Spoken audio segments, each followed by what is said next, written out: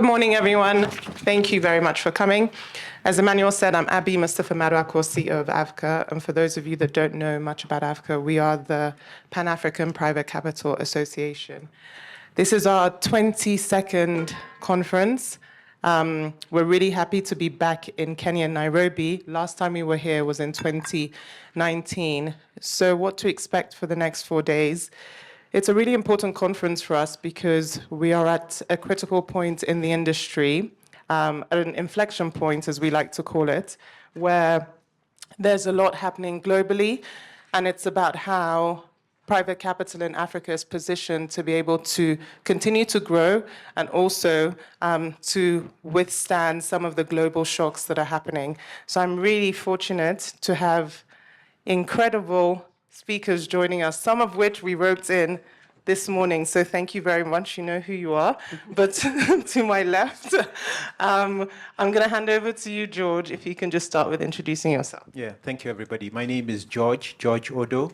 I work with a group called AfricInvest. AfricInvest has been investing in Africa for the past 3 decades. And we have done more than 250 transactions in the continent and 150 plus exits. We have a presence in Nairobi. Nairobi is actually our second largest office. And yeah, quite excited to be here. Looking forward to the week. What excites me about this week, if I may just say that, is we have venture capital, private credit, and then private equity throughout the week. Venture capital will see and hear from some really exciting companies, really cool companies that are the real deal. So it's not just investments that people put money behind, but you actually see capital being translated to jobs. And then you start to see venture capital firms that are sort of evolving into private equity space. So, sustainable entities. Then in the private equity panel, sessions, I look forward to discussing topics such as, making Africa a single market, increasing trade within the continent, and raising more capital from the continent. So I'm excited to be here. Thank you. Good morning, everyone. My name is Ori Okolo. I'm a partner at Verod-Kepple Africa Ventures, which is a Pan-African VC firm focused on growth stage companies. This would be Series A, Series B, across the continent, tech-enabled companies. We have a presence in Lagos, Nairobi, and a one-person office in Cairo, where we have a significant portfolio as well. We have 18 companies in our portfolio across different sectors and multiple countries, including Cote d'Ivoire, Morocco, in markets that are traditionally not as active as the Big Four.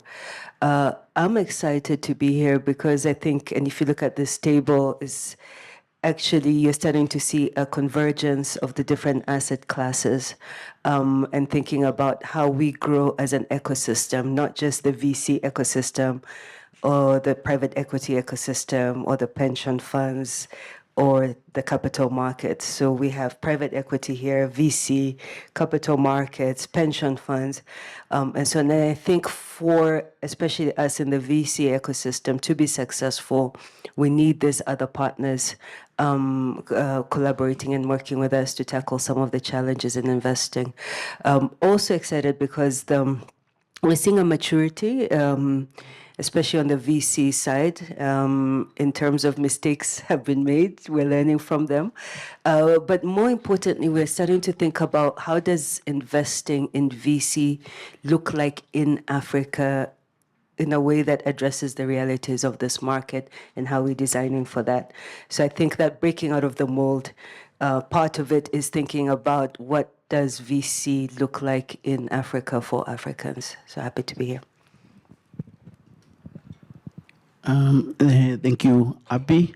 Good morning, everybody. My name is Frank Mwiti. I'm the CEO of the Nairobi Securities Exchange. We are a full-service exchange group, 70 years old, so one of the oldest on the continent. But more importantly, we are here not just representing the public market side, but actually wanting to be in the room going forward when discussions around that are focused on private capital are had on our continent and in our region for various reasons. Number one, we believe that for public markets to be successful, which is the side we are sitting, we need to be able to support the full life cycle of on the private capital side. What do I mean by that? I mean, if PEs, VCs, and other private capital players are having very good traction originating and getting into deals, originating, structuring, and investing in deals, then we want to start participating in the value creation phase post-deal, and also more importantly, to support them in their exits. So that could be either by listing their portfolio companies on the NSE. It could be that they raise capital to grow their businesses through the NSE. And in that way, we are able to complete the cycle. I think we can't say we have a successful private capital ecosystem if we do not complete the cycle around exits. The second thing is that we are also quite clear that private capital, particularly private equity, when they invest in companies, they also bring a lot of governance, corporate governance improvements, which also is a key determinant for successful, let me call them exits in the public market side. So we are quite keen to also stay close to that corporate governance enhancement that private capital brings to businesses, and in that way also help cross-pollinate our capital markets. The last one is that we are quite clear that Kenya is a regional gateway to the rest of let me say, East and Central Africa. And so we see also a good link between what players in the private capital space are doing and our push to also enable the larger region to develop their businesses. As we speak, there are conversations NSC is having with PEs and VCs in our market. I'm sure we'll touch on that either today or in the course of the conference, of the summit. But the point to make here is we are here to be the link between public markets and capital and private markets. And I'm looking forward to a more detailed conversation. Thank you. Thank you. Good morning. You can hear me. So my name is David Owino, partner at Ascent, which is a SME fund investing across Eastern Africa. This is our 12th year. So we are much younger than AfricInvest, but we are coming up well. I'm also the chairman of East African Venture Capital Association. I think for me, for this conference coming to Nairobi is a big win for Kenya as a country to get AFCA coming back to Nairobi after maybe 6 or 7 years. It's a big confidence about what Kenya represents in Africa when it comes to capital mobilization. What I would expect to see, apart from what has already been said here, is to see that conversation. When you talk about breaking the mold and reshaping the future of African private capital, I would like to see, and I think Jenia will speak more about it, the idea behind African capital participating actively in this asset class. Because from what we've seen, I think the participation is less than 10%. Most of the capital that is playing in this asset class comes from outside Africa. So the key question is, can African capital start playing an active role in investing in these local African entities? I think, and reshaping that mold in terms of developing its own model that would work for it, rather than trying to fit a model that maybe doesn't work for Africa. So we'll be having exciting conversations and also completing the ecosystem like Frank has just mentioned. What else can we do to mobilize to improve our capital markets? Because capital markets is not just public or private. We look at it as one. So how do we work together to ensure that our capital markets move to the next level? Thank you very much. Okay, good morning, everyone. My name is Nzau. I'm with the Central Bank Pensions, and I'm also the chair of the Association of Retirement Benefit Schemes in Kenya. So I'm one of those who was told, come and sit here, but we are happy to represent. For pension funds, and I speak for pension funds, we are ready to deploy capital. We are ready to invest, and we are ready to make money for our members. But of course, there are conditions, and they're not difficult conditions, because these are things that almost like our small checklist, and we say, give us a good return. We are cognizant that VC private equity has its risks, but give us a good return. And we are also saying that as pension schemes, we want to diversify our portfolios. We know we have been accused of taking all our money to government securities, which is the safe place. Pension schemes, we are conservative. But at the same time, we also recognize that it's important to diversify our portfolios. And maybe if I can speak for central bank pension funds, where I've been for quite a while, we have invested in 9 funds. And I can say for sure, without fear of contradiction, that we have made some very good returns on some of the funds. And we have even recycled funds from one fund. The cycle gets finished, and we recycle the funds that we have made to another fund. So there is, there is hope that we can actually deploy capital and make money. And with what we are seeing now, there's also the issue of impact. Much as we are not keen on impact investing, we leave that to the big boys and girls. But we feel we have an obligation to also participate and also have impact in various investments that we make.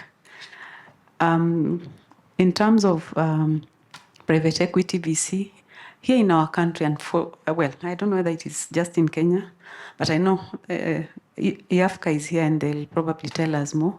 Issues of governance, issues of regulation on these asset classes, just so that we have that comfort. As pension schemes, we want to see a bit of structure. We don't like just saying let's invest and we are not sure. And are our funds safe? Are we guaranteed returns? So just to say that indeed, as private capital, we are ready to invest and we are ready to make some money for our members. Thank you very much. All right, everybody. We now have a bit of time for some questions to the panelists. Just before we start, it's important to think about the conference, not just as the conference, but also in terms of the run-up, what we've just experienced with the World Bank annual meetings and the Financing for Development Summit.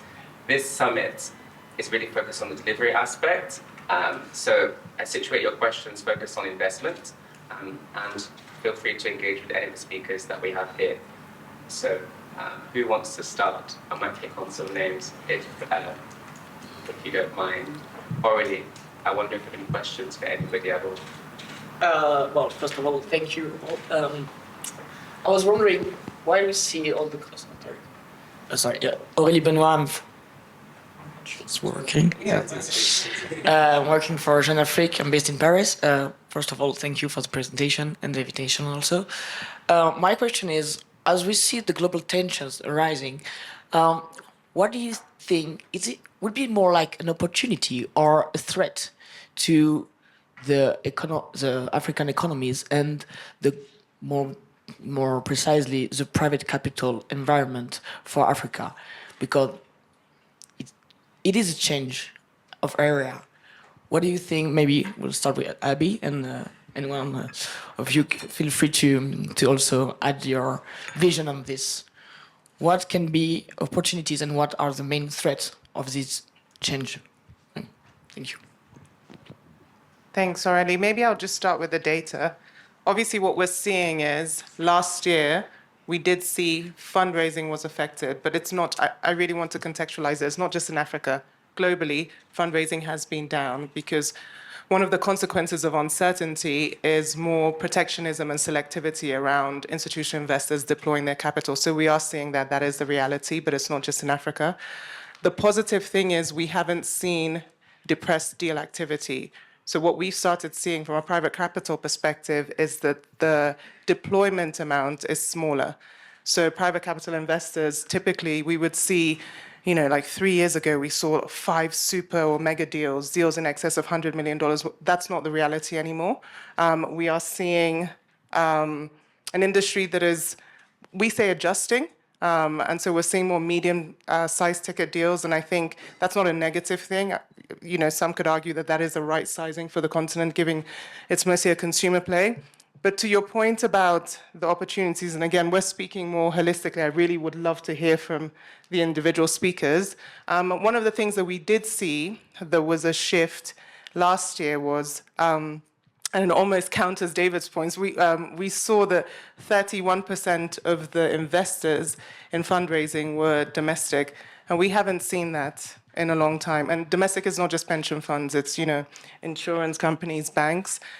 And for us, that's a positive shift. And the way we always situate it at AVCA is we say, yes, more seasoned allocators, their capital could be more selective, but it's opened up a window or a gap for local institutional investors to fill that gap. So we're hoping that now of the 2.7 billion we saw being raised, 31% was from domestic institutional investors. And so our hope for the opportunity, to echo Jane and David's points, is that percentage continues to increase. I can chime in from what we're also seeing from an NSC perspective. I think the first thing clearly is there is more attention now on domestic capital because I think the geopolitical environment and the risks that are coming with that means you have less and less, shall I say, control on what other countries do. And so we've seen here in Kenya more attention being paid to how do you enable domestic capital to support whether it's infrastructure development or other economic development points. I think the second bit, which is close to that, is we've also seen more policy support around deepening local capital markets. And I think that's actually going to accelerate. Why? Case in point, you're seeing government, for example, making sure that they can also tap local capital for when they issue government paper. We've seen here in Kenya, for example, the setup of the National Infrastructure Fund that is looking to mobilize capital primarily locally with a goal of funding our own development.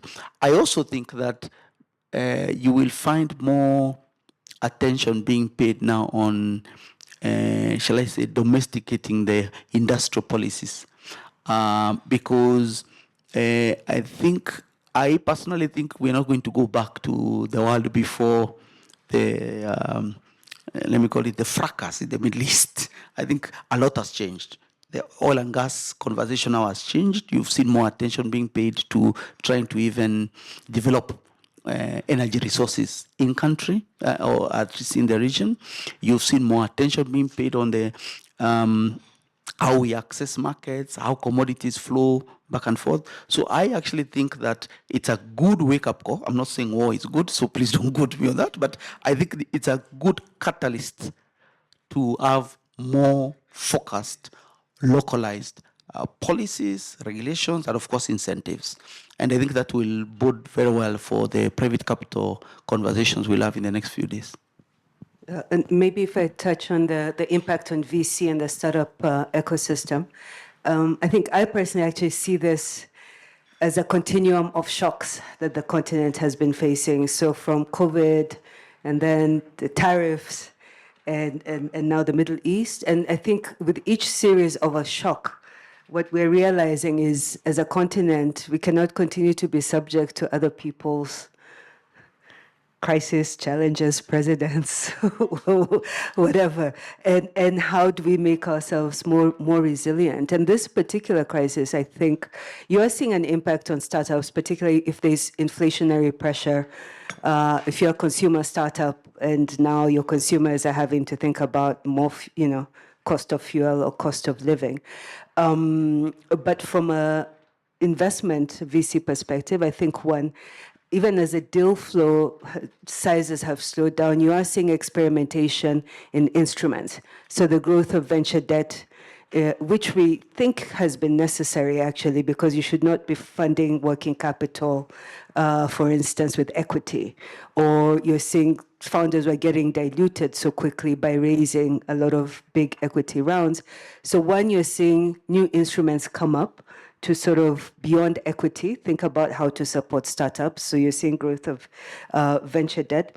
I think from a macro perspective, just to build on the importance of domesticating industrial policy, because that's only where GDPs grow. GDP grows, you have GDP per capita increasing. I think, for anything 5,000 and above, then you really start to see a growth in the startup ecosystem because people can now pay for stuff. So I'm really happy about the potential of growth in industry and industrialization. And finally, I think import substitution. So the more, if you watch what Dangote is doing, I think, again, this domestication of industrial policy, around that, a whole set of new businesses will grow. Like, we shouldn't be worrying about impact of Strait of Hormuz on fertilizer. We have enough within the continent to produce our own fertilizer and to do our own agri-processing. We shouldn't be worried about cost of food. So I think the growth of trade within Africa will happen by force, not by the regional agreements. And along that, there will be opportunities for startups to build their business. And finally, on the EV industry will only grow faster. We're already seeing Kenya, for instance, a big boom on the bikes. I expect that to extend to cars. And so the whole ecosystem around EVs, and again, making us less susceptible to global shocks. On the net, I think short-term painful, net long-term, I think very optimistic. So I'll just add to the voice of my colleagues. And I would say that, there are two things that you will see, and it's coming out as a theme. One is basically you will, because of the Middle East shock, because of other shocks that Ori has referred to, whether it be the tariffs, etc., COVID before that, every time something happens out there, Africa's affected.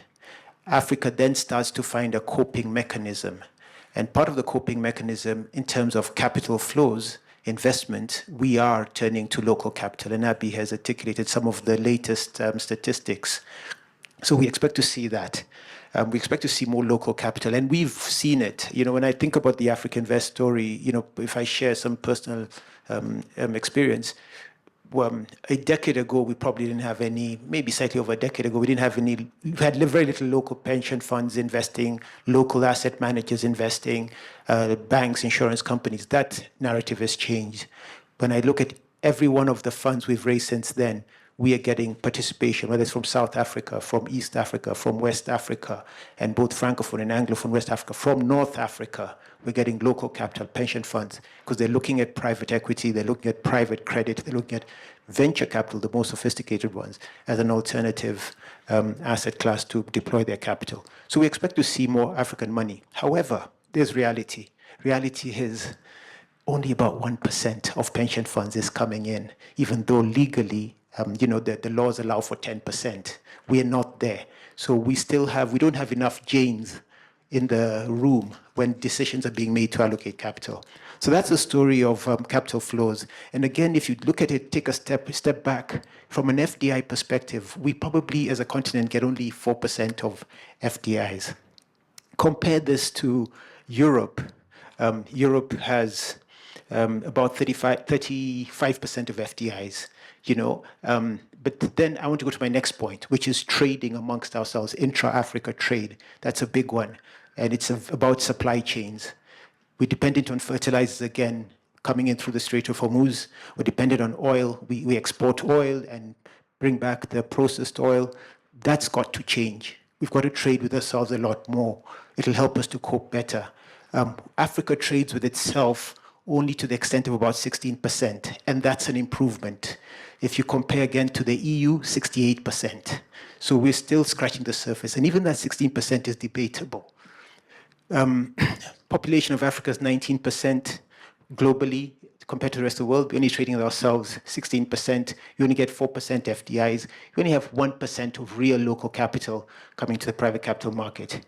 EU, those numbers are mind-blowing. 68, they contribute 9% of global population.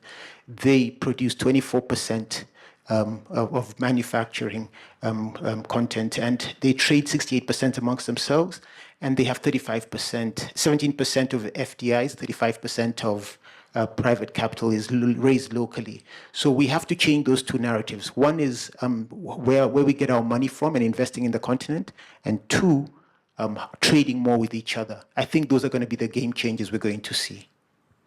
Thank you.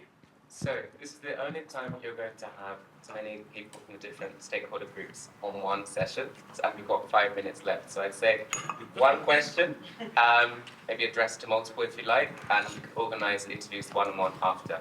Elizabeth, please introduce yourself and your question. Good morning. Thank you. I'm Elizabeth Kahurani, and I'm a communication specialist. I work with the media ecosystem and also really working towards building narrative architectures for Africa that really position us for impact at scale. We had the Africa Summit not so long ago, and one of the things that came out is there's a lot of capital in Africa, 4 trillion, but very little of it is going into infrastructure investment, which is really needed for the continent to, to deliver impact at scale. And my question is this a reality that's panning out in what you're doing? And how would we go about, excuse me, meeting the barriers and overcoming the challenges of deploying capital into infrastructure so that then we can even see an increase in intra-trade within the continent? So I'll just go very quickly, and then I'll pass to my colleagues. Infrastructure need in Africa is a no-brainer. The initiatives being taken by African governments, Kenya, President Ruto, a good example, the National Infrastructure Fund, that's the way to go. But it cannot be done on its own. It must partner with others. So that's why this private capital conference is important. Private capital will invest where there is good governance, where structures make sense, where the return makes sense, and doing it in partnership with local African capital is the way to go. So I would say that African leaders have gotten it, and I think we're moving in the right direction. Yeah, maybe I can just add that when you think about it seriously, it's not a question of whether the policies are there or not. They are there. The question is just the moral hazard, the ability to be able to then execute on the plans that are available, right? So if the government put in the right policies, put it that way, in which then private capital can play in infrastructure, then things will happen. So for instance, like you're saying, the infrastructure bill that has been passed on to create a fund, if that fund can be put together to work with private capital, then there'll be an opportunity to do that. And I think in Kenya, you've seen instances where infrastructure, private capital has played, especially in the power sector, pretty well, right? In a way that then, together with the government, because the government is a key player there, we've seen certain investments being done to the benefit of the country. So yes, it is possible. And the key question is, again, Africa is one big continent, but the problem we have is that many different countries and different jurisdictions, that sometimes tends to create a little bit of problems. For example, for us who invest across different jurisdictions, yeah? So if you've got laws changing in Kenya and then laws changing in Uganda and laws changing in Ethiopia, it becomes very difficult to have an efficient portfolio.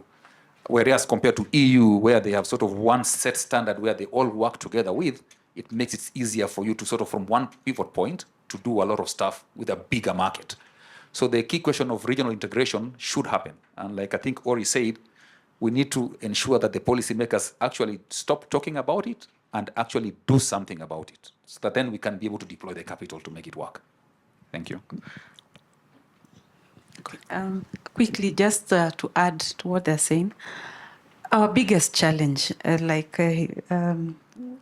David has said here, moral hazard.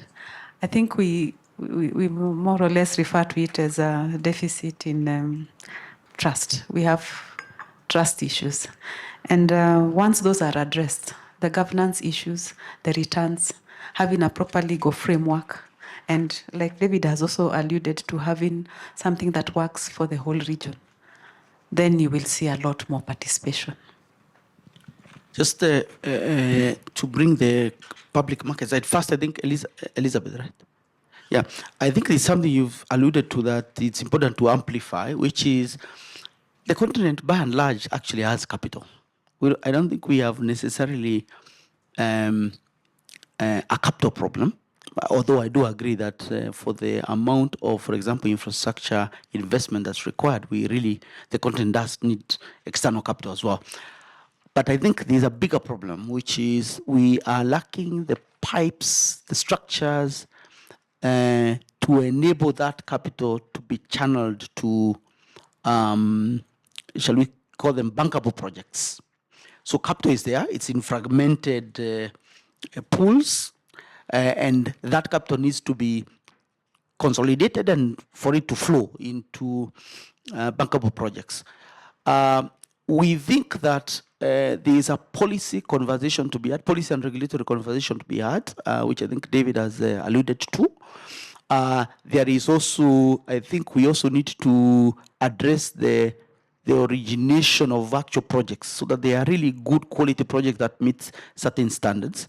When we've spoken to institutional investors from an NSC perspective, one of the things they've mentioned is that, yeah, they are very interested in investing in these projects if they are bankable, etc. But they've also pointed out the need to have, for this instrument to be packaged in a way that's tradable, that's liquid, that they can, enter and exit at will. So that's where the public markets then come to link with private capital players who are the ones doing the heavy lifting to originate these projects and invest in them. And then, of course, it also solves the other issue that private capital players also have on our continent, which is exits. When it's time to exit these portfolios to, whether it's pension funds, to other investors, what's the mechanism? There, honestly speaking, is a problem. Now, one of the solutions to this is, of course, to have proper functioning exchanges around the continent that enable capital to access these opportunities and therefore private capital players to be able to exit. So we are here because we think there's a good opportunity to have a dialogue and find the solutions that enable all these portfolios to be exited through public markets, democratize access to those opportunities, but at the same time enable private capital to then recycle that capital to fund even more projects. I think we need to have both. Consolidate capital around the continent and beyond, enabling policy and regulatory environment for this investment to happen, and then connect that with exits. Then we'll have completed the loop. Brilliant. Thank you all so much. Really appreciate your time being part of this engagement with the media. I'm sure you will all agree that you have the most diverse panelists ever with a breadth and wealth of experience. So please do feel free to engage with them should they have some time afterwards. The media will be here for the whole week. So you can coordinate through us, through Emmanuel, if you would like to set up some interview time with any of our panelists. But thank you very much. We hope you stay throughout the conference and you will hear many more exciting conversations around some of the themes that are top of mind for you guys. Thank you.